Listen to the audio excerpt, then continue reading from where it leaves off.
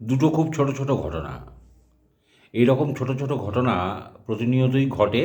এ নিয়ে বিচলিত হবার কিছু নেই।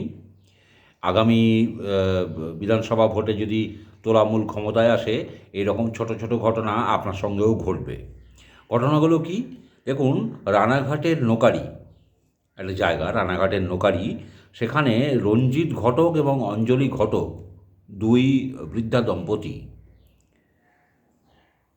তারা তাদের বাড়ি ঘরদোর বেচে, জলের দামে বেচে তারা এখান থেকে, পশ্চিমবঙ্গ থেকে পালিয়ে যাচ্ছেন। কেন? না, সেখানে দীপঙ্কর মোদক নামের এক যুব তৃণমূল নেতার হুমকি ধমকি, ভয়।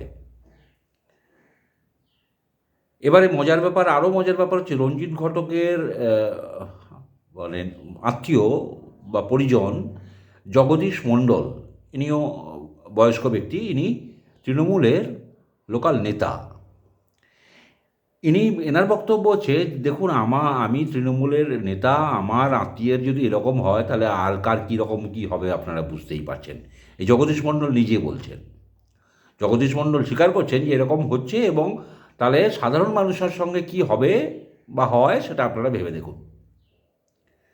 চোখের জলে এই বৃদ্ধা দম্পতি তাদের ভিটে মাটি ছেড়ে এই রাজ্য থেকে পালিয়ে যাচ্ছেন ভোপালে। আরও একটা ছোট ঘটনা ঘটে গেল ব্যারাকপুরের মনিরামপুরে। রবীন্দ্রনাথ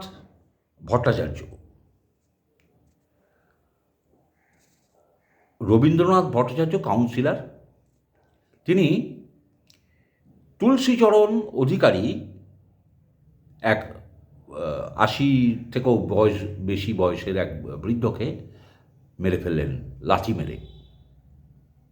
তিনি এখন গ্রেপ্তার হয়ে গেছেন, জেলে রয়েছেন। কিন্তু তার বক্তব্য যে আমি মারিনি, ও শরীর খারাপ ছিল, নিজেই মরে গেছে। উল্টে ওই আমার কলার ধরেছে, আমাকে মেরেছে।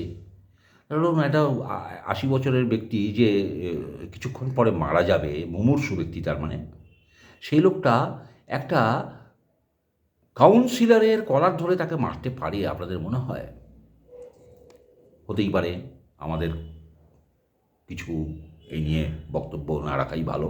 তবে এই রকম ছোটোখাটো ঘটনা ঘটছে, ঘটবে, ঘটতে থাকবে, যদি না এই জগদ্দল সরকারটা পরিবর্তিত হয়, যদি না আমরা সাহস করে বুথ পর্যন্ত গিয়ে ভোট দিয়ে এই সরকারটাকে বিদায় করি। আপনারা ভেবে দেখবেন আপনার কর্তব্য কী, সেটা আপনি ঠিক করে নিন।